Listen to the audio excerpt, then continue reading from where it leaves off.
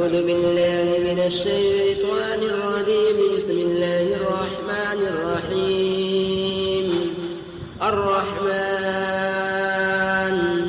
علم القرآن خلق الإنسان علمه البيان الشمس والقمر بحسبان والنجم والشجر يسجدان والسماء رفعها ووضع الميزان ألا تطغوا في الميزان وأقيموا الوزن بالقسط ولا تخسروا الميزان والأرض وضعها للأنام فيها فاكهة والنخل ذات الأكمام والحب ذو العصف والريحان فبأي آلاء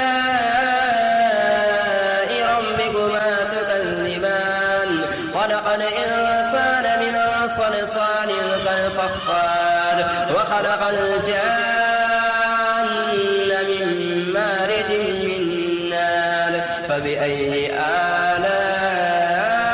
ربكما تكذبان رب المشرقين ورب المغربين فبأي آلاء ربكما تكذبان مرج البحرين يلتقيان بينهما برزخ لا يبغيان فبأي آلاء ربكما تكذبان يخرج منهما اللؤلؤ والمرجان فبأي آلاء ربكما تكذبان وله الجمال المنشآت في البحر كالأعلام فبأي آلاء ربكما تكذبان كل من عليها فان ويبقى وجه ربك ذو الجلال والإكرام فبأي آلاء ربكما تكذبان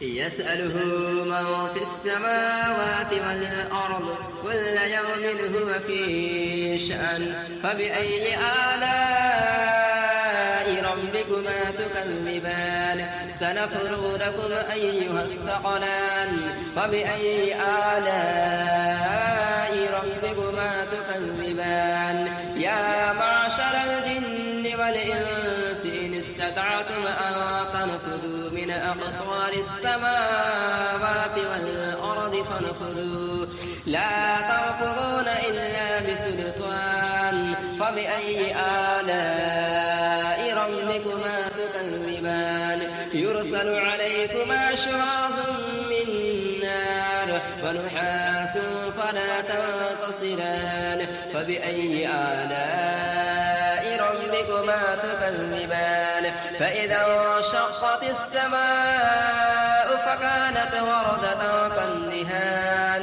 فبأي آلاء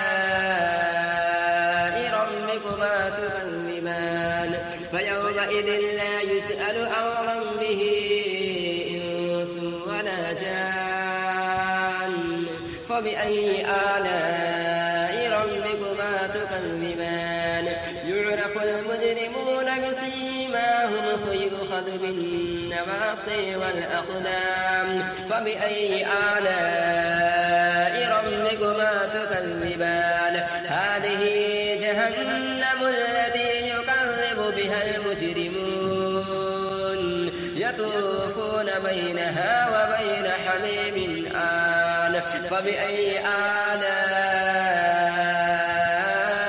ربكما تكذبان ولمن خاف مقام ربه جنتان فبأي آلاء ربكما تكذبان ذواتا أفنان فبأي آلاء ربكما تكذبان فيهما عينان تجريان فبأي آلاء ربكما تكذبان فيهما من كل فاكهة زوجان فبأي آلاء ربكما تكذبان متكئين على فرش بطائنها من استبرق وجنى الجنتين دان فبأي آلاء ربكما تكذبان فيهن قاصرات الطرف لم يطمثهن إنس قبلهم ولا جان فبأي آلاء ربكما تكذبان كأنهن الياقوت والمرجان فبأي آلاء ربكما تكذبان هل جزاء الإحسان إلا الإحسان فبأي آلاء ربكما تكذبان ومن دونهما جنتان فبأي آلاء ربكما تكذبان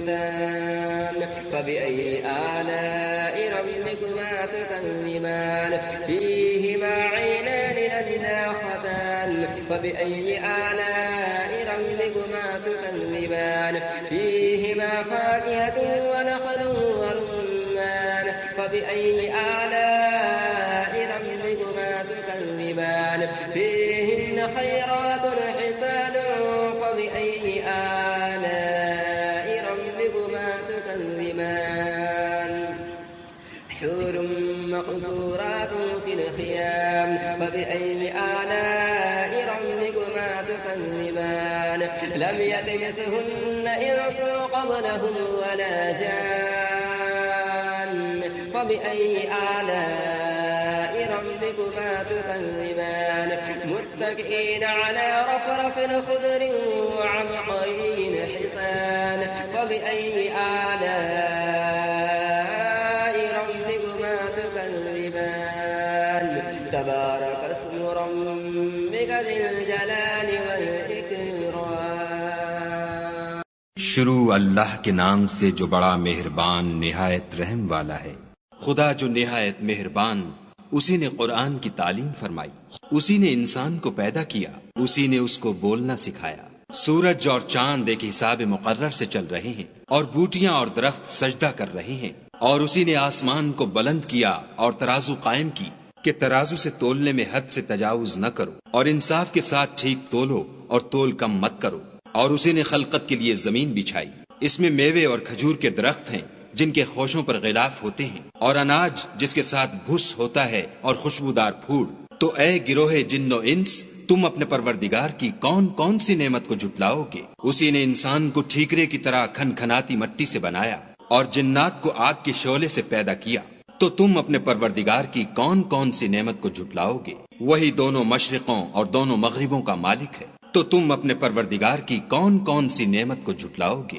اسی نے دو دریا رواں کیے جو آپس میں ملتے ہیں، دونوں میں ایک آڑ ہے کہ اس سے تجاوز نہیں کر سکتے۔ تو تم اپنے پروردگار کی کون کون سی نعمت کو جھٹلاؤ گے؟ دونوں دریاؤں سے موتی اور مونگے نکلتے ہیں۔ تو تم اپنے پروردگار کی کون کون سی نعمت کو جھٹلاؤ گے؟ اور جہاز بھی اسی کے ہیں جو دریا میں پہاڑوں کی طرح اونچے کھڑے ہوتے ہیں۔ تو تم اپنے پروردگار کی کون کون سی نعمت کو جھٹلاؤ گے؟ جو مخلوق زمین پر ہے سب کو فنا ہونا ہے، اور تمہارے پروردگار ہی کی ذات بابرکت جو صاحب جلال و عظمت ہے باقی رہے گی۔ تو تم اپنے پروردگار کی کون کون سی نعمت کو جھٹلاؤ گے؟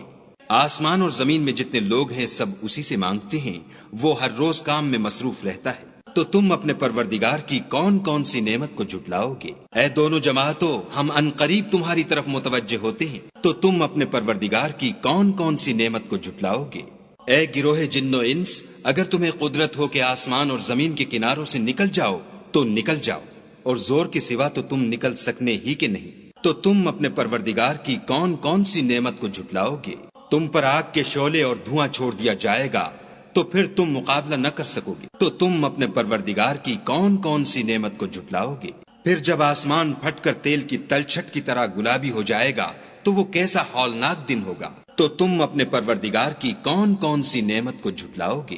اس روز نہ تو کسی انسان سے اس کے گناہوں کے بارے میں پرسش کی جائے گی اور نہ کسی جن سے۔ تو تم اپنے پروردگار کی کون کون سی نعمت کو جھٹلاؤ گے؟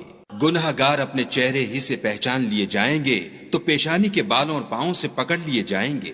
تو تم اپنے پروردگار کی کون کون سی نعمت کو جھٹلاؤ گے؟ یہی وہ جہنم ہے جسے گناہ گار لوگ جھٹلاتے تھے۔ وہ دوزخ اور کھولتے ہوئے گرم پانی کے درمیان گھومتے پھریں گے۔ تو تم اپنے پروردگار کی کون کون سی نعمت کو جھٹلاؤ گے؟ اور جو شخص اپنے پروردگار کے سامنے کھڑے ہونے سے ڈرا اس کے لیے 2 باغ ہیں۔ تو تم اپنے پروردگار کی کون کون سی نعمت کو جھٹلاؤ گے؟ ان دونوں میں بہت سی شاخیں یعنی قسم قسم کے میووں کے درخت ہیں۔ تو تم اپنے پروردگار کی کون کون سی نعمت کو جھٹلاؤ گے؟ ان میں 2 چشمے بہ رہے ہیں۔ تو تم اپنے پروردگار کی کون کون سی نعمت کو جھٹلاؤ گے؟ ان میں سب میوے 2 قسم کے ہیں۔ تو تم اپنے پروردگار کی کون کون سی نعمت کو جھٹلاؤ گے؟ اہل جنت ایسے بچھونوں پر جن کے استر اطلس کے ہیں تکیہ لگائے ہوئے ہوں گے، اور دونوں باغوں کے میوے قریب جھک رہے ہیں۔ تو تم اپنے پروردگار کی کون کون سی نعمت کو جھٹلاؤ گے؟ ان میں نیچی نگاہ والی عورتیں ہیں جن کو اہل جنت سے پہلے نہ کسی انسان نے ہاتھ لگایا اور نہ کسی جن نے۔ تو تم اپنے پروردگار کی کون کون سی نعمت کو جھٹلاؤ گے؟ گویا وہ یاقوت اور مرجان ہیں۔ تو تم اپنے پروردگار کی کون کون سی نعمت کو جھٹلاؤ گے؟